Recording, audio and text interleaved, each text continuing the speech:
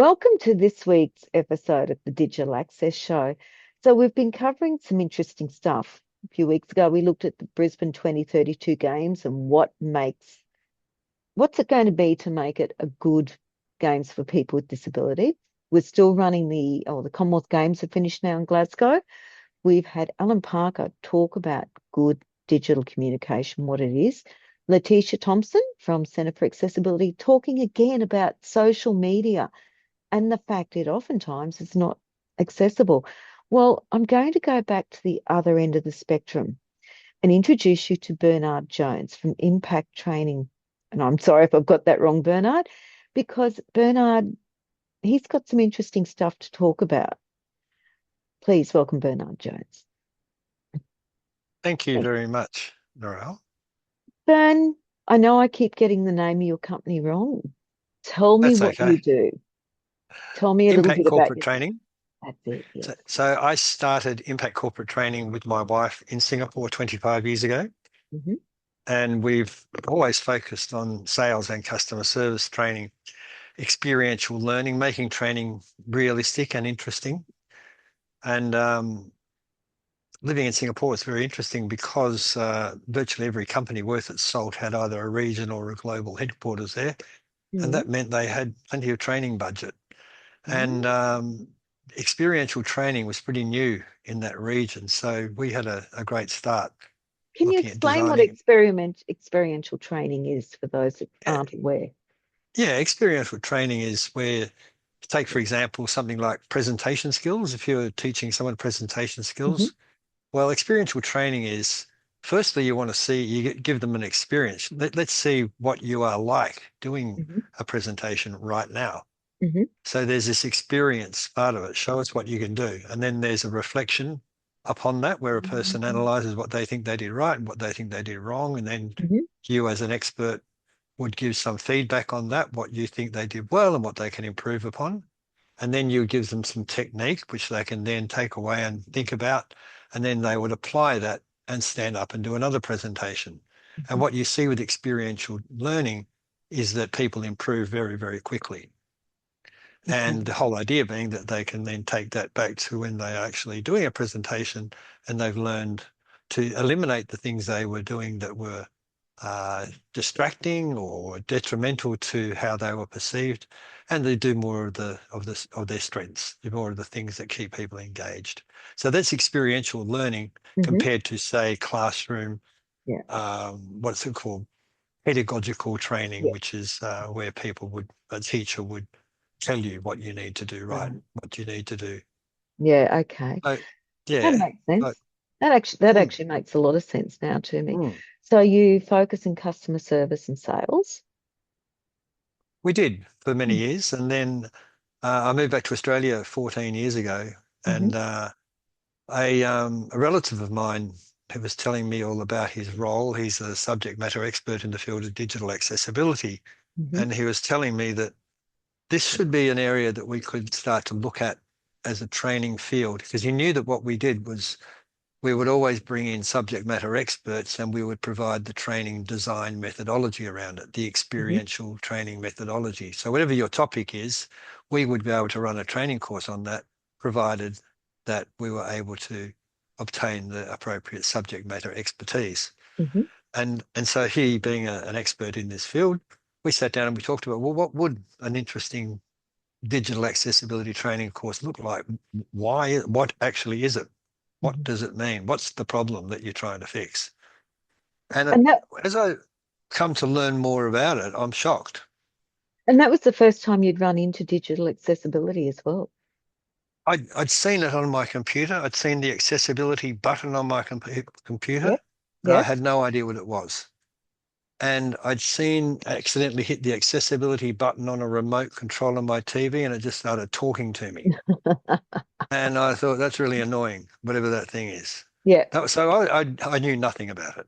And I started to learn about it. And then when we figured out that this is actually something that's going to become more prominent and necessary because government is starting to really focus on um, making digital accessibility a mandatory requirement across departments and across Mm-hmm. government entities, we thought, well, there's going to be a need for people to learn exactly what it is and how to go about making content accessible.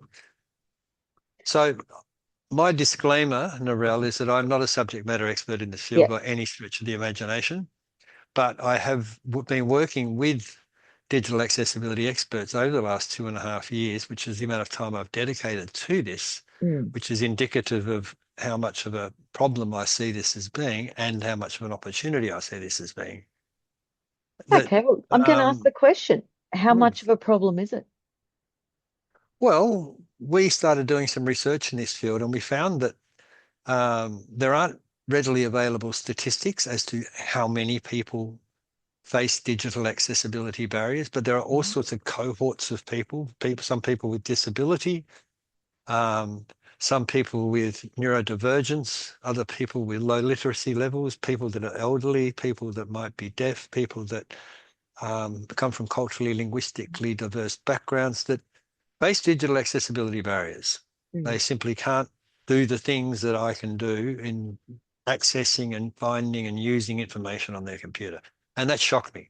At least 1 in 5. At least 1 in 5. It's probably more like 1 in 4. Why did it And shock you? because what that means is that 20% or 25% of people out there, the population, can't access information on the computer. Did it shock you because it wasn't something you'd thought about? Or Yeah, was it just the scope of the problem, or was it both? it really shocked me because for both reasons, actually, Narelle. We Mm. developed a course on business writing several years ago with a Mm. journalist here from Australia, and Hmm. I asked him about it. He didn't know anything about it. Um, Really? I would have yeah, thought a journalist of all, no, because we're talking plain English, we're talking a heap of different certainly that stuff. aspect of journalism is obviously part of the whole digital accessibility Yeah, solution. But there's more to it, right? There's more about yeah. formatting documents and Mm. using alt text and so on. That's all the different techniques that you use for ensuring ensuring documents are more accessible, ensuring websites are more accessible. But so that really shocked me. Firstly, the scale of the problem, that, Mm. that 1 in 4 or 1 in 5 people can't actually do what I can do in finding information and using on a computer. Yeah, And the other thing that shocked me was that when we started to research this, we found that there's this seminal case, right? The case of Bruce Maguire versus SOCOG, where a blind man could not access information about the Sydney Olympic events that he wanted to go to yeah. and took SOCOG to court and won. Mm. But that was 25 years ago, 2000 Olympics. Mm. And I thought, well, why hasn't this problem been solved? Because that was 25 years ago. And from what I understand, I've heard a few different versions of this number, but less than 20% of government documents on websites are inaccessible, which means that people that need to use government services, in a lot of cases, cannot use them. Yeah, I don't know the actual percentage, but that wouldn't surprise me because it's a problem. For those that don't know, I actually am blind. It's a problem that I live with daily. I mean, I Yeah. had one today and I'm trying to work out, it was opening an email to find out some information and I couldn't find it out. And it What sort took of me an email were you hour. opening? It was an Oh, they sent something as a HTML page, which I thought, oh, oh, HTML, brilliant. This will be no problems at all. yeah. Well, it was really, really hard. And there is no way a person with that's elderly could have done it unless they were technical Yeah, minded. right. There was no Which way. which must be incredibly frustrating for you. I mean, Yeah, you're an expert in this field. and I'm technical. I eventually worked out what I had to do, but I shouldn't have had to do it. So even someone with your advanced IT skills and knowledge of digital accessibility, you're still facing problems every day. I remember you telling me the other day, just your telephone bill, for Oh, example, your yeah, bank statement, bank PDFs. statement, electric bills, gas Mm. bills, you can everything, body corporate bills, they're a nightmare. So you Yeah, need to get someone to read these documents yeah. to you, correct? Yeah, so the next body court bill, I've said to my sons, yeah, it's coming. I think it'll be a new BPay number because that's all graphics. So they've just said, yeah, they read it, they send me the numbers, I pay the bill. I don't need anyone to pay a bill for me, but Mm. I've got to have someone to read the bill to make sure it's correct. And that's the other thing people don't realize. I can't verify anything because Right. it's not accessible. I mean, so for you, when I'm sitting here saying these things, what are your thoughts? I'm, I'm, I continue to be shocked Yeah. because you're not the only one, No, right? I'm not. And you know a lot more about this subject, and you're so much more skilled in this area with IT, using Mm, computers, than probably most people our kind of age, right? mm. And beyond. And you still face problems with it. So how about everybody else, and that don't have people to read this Yeah. information to them, people that live on their own, for example, Oh, yep. and and who do they get to help them? And the other thing also really that makes me really wonder why governments haven't focused on this, because I don't think it's that expensive to fix. I mean, it's a Mm. matter to me, and please tell me if I'm oversimplifying this. It's a matter of training people on how to use the basic tools on your computer. You don't need any new software. That's To it. use the basic tools on your computer to format documents you know, and, and, and use all the techniques associated Mm. with creating out text, and making sure What? tables are formatted accessibly and so on. I mean, it's not that hard to do. No, do you know And where I think it? I could why be don't they do wrong. it? They never experienced the problem. Everyone has had a flat tire at some time. So you learn how to change a flat tire or how to deal with the situation. Yeah. Everyone has had a cut finger. So you've always got band-aids on hand. Mm. You know, all those things, those normal everyday problems, everyone's run out of milk at some stage. They've, Analogy. yeah, they've never experienced the problem. I, to me, it's really frustrating, but I don't think what people realize is how it's the lack of confidence that it creates in the person that's sending the letter or the bill or anything too, isn't it? Because, Bern, when you get let's put it this way, if you go and get a, an address, right? We'll pick something simple. We'll get an address. You've got the name of the building and the address. And you'll think, oh, yeah, that's right. Then you go on, I think, Google Maps. Let's pick Google Maps. And Google Maps says, oh, there's the name of the building. Oh, but that's not the address. It's this address. Then you might say, okay, well, I better check this. I'll go onto the website because you've got something in an email, Google Maps, and now the website says, oh, it's actually that address. You've got the ability to say, oh, hang on here and double check it and verify and work it out, right? I can't. Yep. Mm. Yeah. I've got to. Well, What I do you know do? what I do. Well, I have to email the person I'm meeting, whatever, saying, "Can you please verify the Mm. address?" Or I just don't Mm. go. It's as simple as Mm. that. I have been in the situation with three different addresses, and I was halfway there, so I said, "Okay, well, let's go."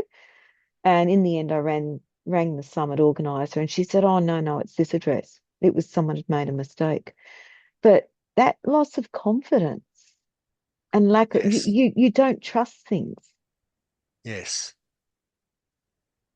with And I what. think also it has an enormous impact on the self-esteem of Oh, yeah. people who face digital accessibility barriers. And the classic example that when we were developing, so we developed an e-learning course on this. We Hmm. called it MIDA, Making Your Hmm. Documents Accessible. Um, and this e-learning course, we created an animated video of a person who has low vision, Hmm. who required a screen reader, um, and was going into a meeting, um, and had to have the latest data to present to a group of stakeholders who were Hmm. going to make a decision about something. And the table with the new information came in, and it was inaccessible. And so this mm, person was stuck trying to get, struggling with the numbers, couldn't mm. deliver a convincing story, and was, shouted down by everybody because they lost all confidence in standing up there and Yeah, basically delivering this report. yeah. And because they weren't certain about the numbers.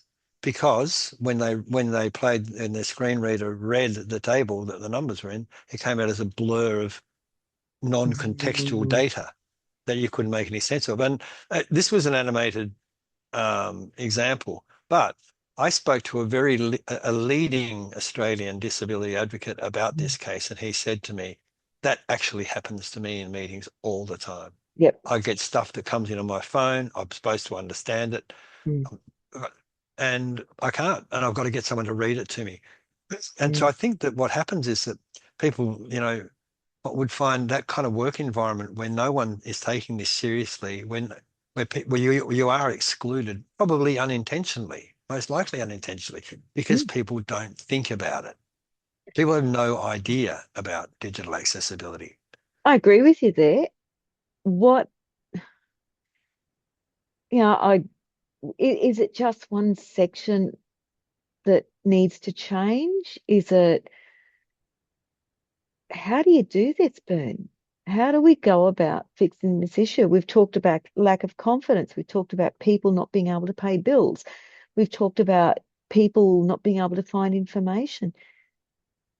How do you Make it change these things? mandatory in primary schools. Children use computers In in primary primary schools. schools. Okay. Yeah. Yeah. I mean, look, it's no more difficult than learning how to cut and paste. Actually, You that's know, true. it's not. It's just Yeah. another function on a computer. You got to know where it is and how to use it. Yeah. And there's a number of different functions, right? But Yeah. children, they just absorb this information, and if you make it just something that they have to learn, Mm, they then start producing accessible documents and accessible PowerPoints and accessible web content from the time they're kids, and that then becomes ingrained in their nature. It's like learning how to spell and yeah. write.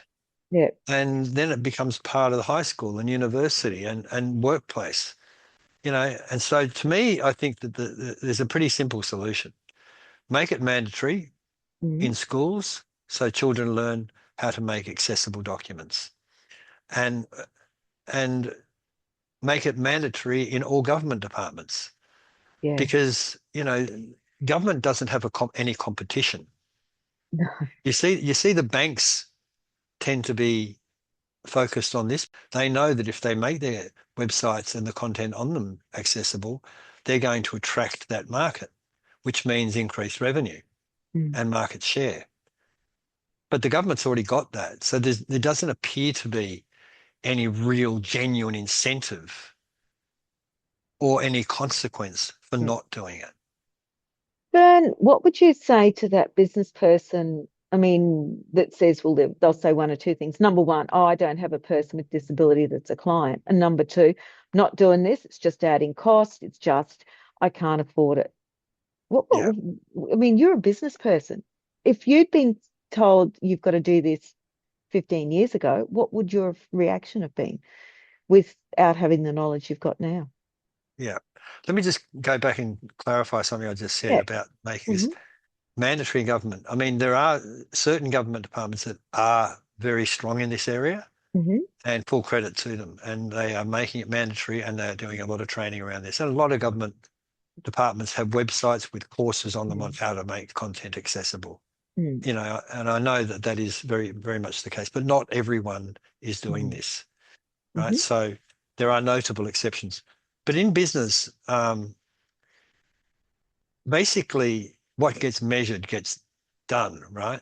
And Yep. if you know that if you realize that there's a percentage of people, a considerable percentage of your market out there that um, that need to see an accessible website and need to be able to access the content on it, or they can't do business with you, Mm, well, then it's a very simple thing. It's a very simple investment. The return on investment is enormous because it's not that difficult to do. And then you suddenly have all of these people that couldn't use your website that you didn't even know about, right? But now they can. So you would see an uptick in the traffic coming through to you. Mm. And to those people who say, "Oh, look, we don't hire people with disability. We don't have anyone with disability in our group." Well, you'd be surprised because another statistic that really shocked me is that 90% of disability is invisible. Yes. 90% of digital accessibility Mm. barriers are Yeah. invisible. Yep. Quite visible to see someone with a guide dog or someone with a wheelchair, Yep. but you don't know someone has dyslexia. Yeah. And it's not as though people go around advertising the fact that they are neurodivergent, for example. Mm. No. So you don't know. You're making a big assumption that none of your customers require digitally accessible Yeah. content. That's something else that I've learned. And I might be What? stumbling over the language and I might be saying the No, wrong no, thing. It's what I've learned no, is that you're you right. just don't know. You You don't don't know. know. You don't. I mean, I know people with brittle bone disease, and someone said, "Oh, they're not disabled." And I thought, well, she's actually got brittle bone disease. You wouldn't want to live her life. I don't want to live her life. And she Yeah. travels and she has a great time, but she knows she takes nothing for her bones to break. I mean, the Mm. thing that I also will come back to is the other thing that I get quoted at me is the 80/20 rule, where 80% of your business is generated by 20% of your customers. Mhm. And the business person will be focusing on that 20%. So they'll say, well, why would I worry about the rest? Well, what is the impetus to do it?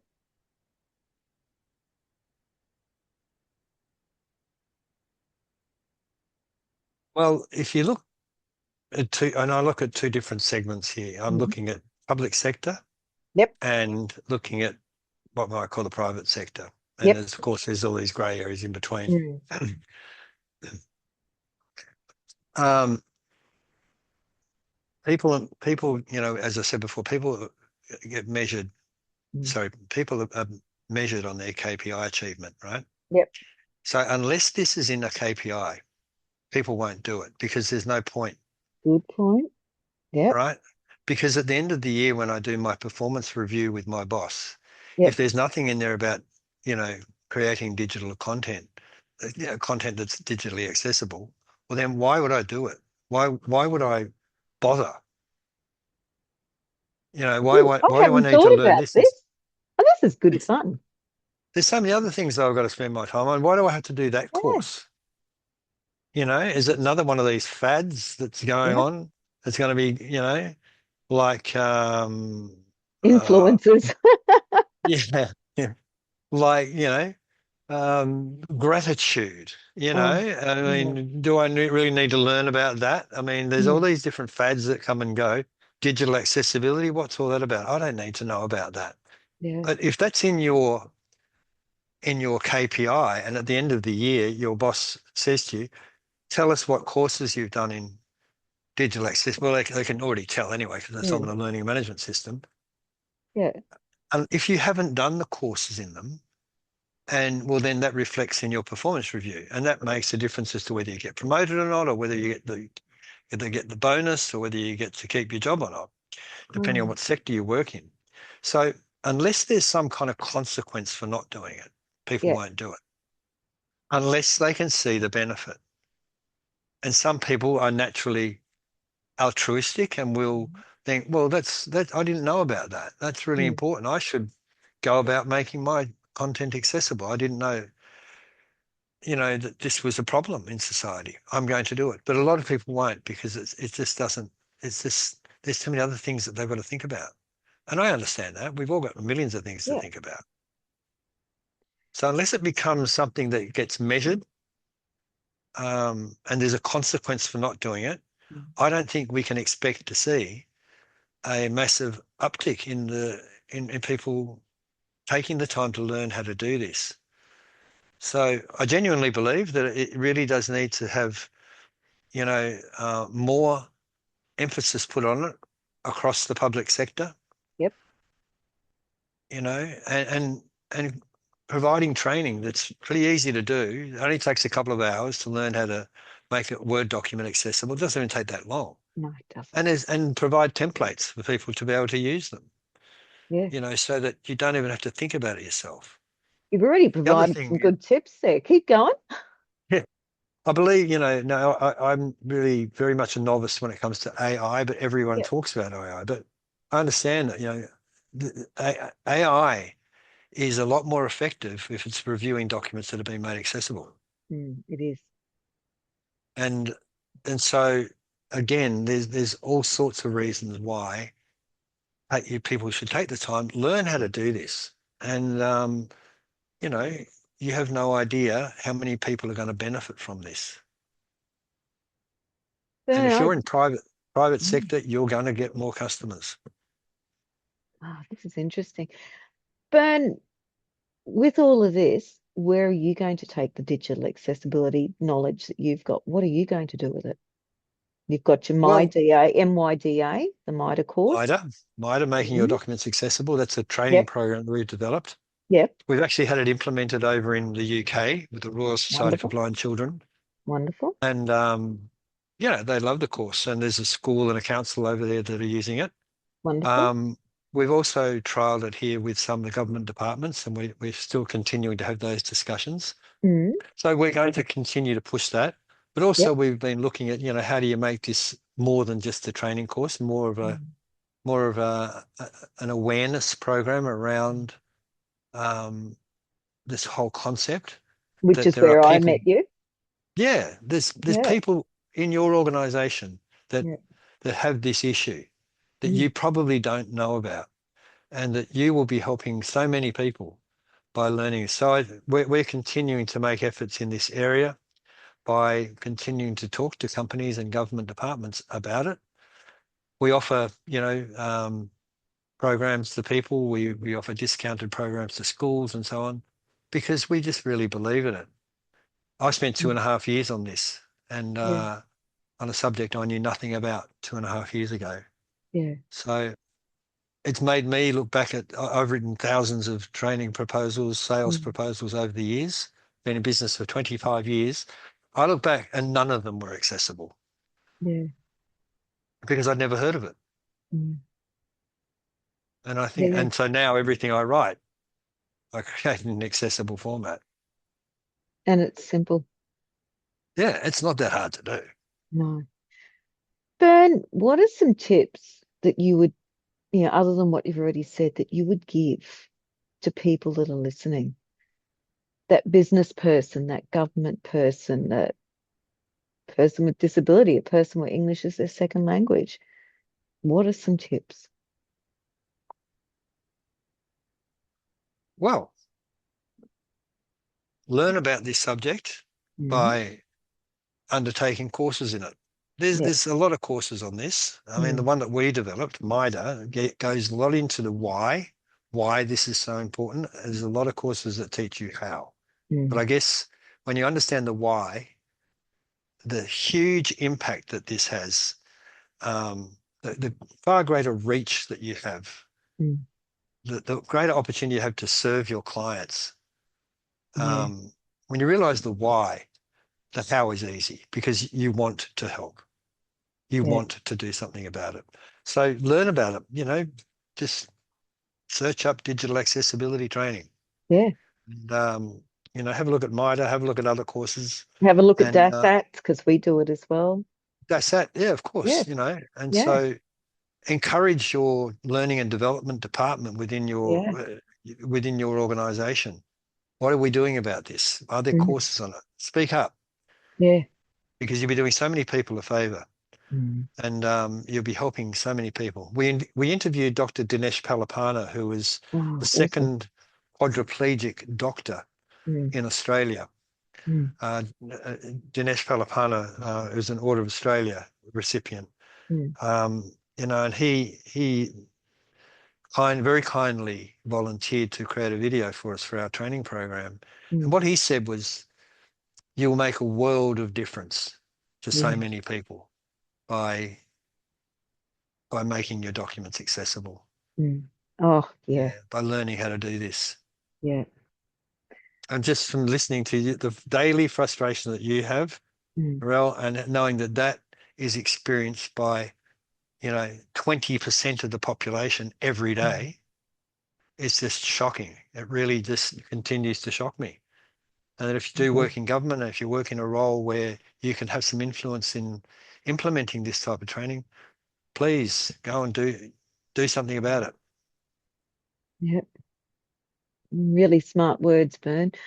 Bern, how can people contact you to keep talking about this? Yeah, Hmm. impactcorporatetraining.com, Hmm. and my email is burn@goimpact.co. Wonderful. Thanks, Bern. Actually, Burn, I really, B-E-R-N, yeah, at goimpact.co. thank you. Bern, I actually really love that primary school idea because you're right. The young pick it up so easily. It becomes so natural.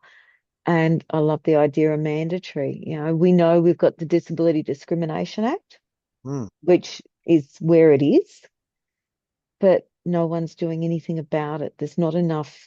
The act is nearly a toothless tiger because, as you said, Bruce McGuire, Sydney Olympic Games, and there's been other landmark cases since then. Nothing's happened. So thanks, Bern. Thanks for your time today. yeah. And look, if Well, you, I would like to say, though, that there are government departments that are very mm, serious about this and they are doing a terrific job. I mm, know the New good. South Wales government is right into this, and Mm, they are spending a lot of effort on making, digital content accessible. So that's a great example of someone that is doing something very positive about it, and federal government as well. But yeah. it just seems to be, um, it's not a universal approach, Mm. and I think it needs to be. I agree with you. It does need to be. It needs to be in all aspects of society. And thank you for just coming on today, Bern. It's been a real pleasure. Giving me some things to think about. If Thank you, you. re- oh, thanks. If you like what we do on the Digital Access Show, if there's others that you think, oh, they need to have a voice, please let us know. You can email us well, you can contact us through the Digital Access Show through our website, dasat.com.au.